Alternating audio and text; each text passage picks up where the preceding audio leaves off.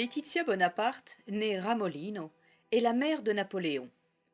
Dans cette lettre à son fils Lucien, datée du 20 avril 1808 et écrite à Paris, elle fait mention des rapports tendus entre Napoléon et ce dernier. La lettre n'est pas entièrement de sa main, car Madame Mère n'était pas très à l'aise avec l'écriture.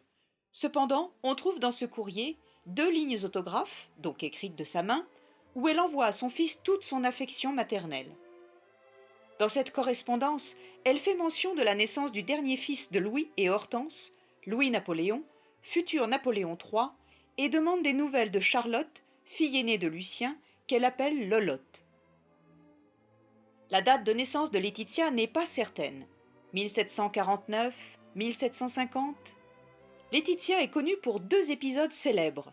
Son absence au sacre de son fils Napoléon et sa fameuse phrase « Pourvu que ça dure ». Sa personnalité et son parcours ne sauraient se résumer à ces 2 éléments. On sait que sa mère s'est remariée avec un officier suisse et que le futur cardinal Fesch est né de cette seconde union.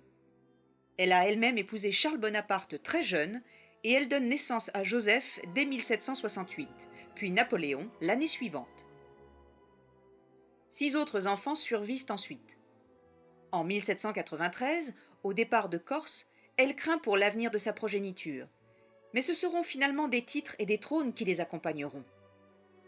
À la chute de l'Empire, elle part s'installer à Rome avec une partie de son entourage. En mère protectrice, Laetitia recueille ses enfants ou petits-enfants auprès d'elle, ayant aussi à l'esprit la volonté d'améliorer le sort de Napoléon, exilé à Sainte-Hélène.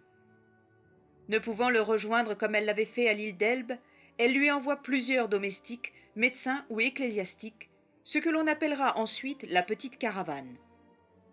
Elle survit à son fils de 15 années, s'éteignant le 2 février 1836 dans la ville éternelle.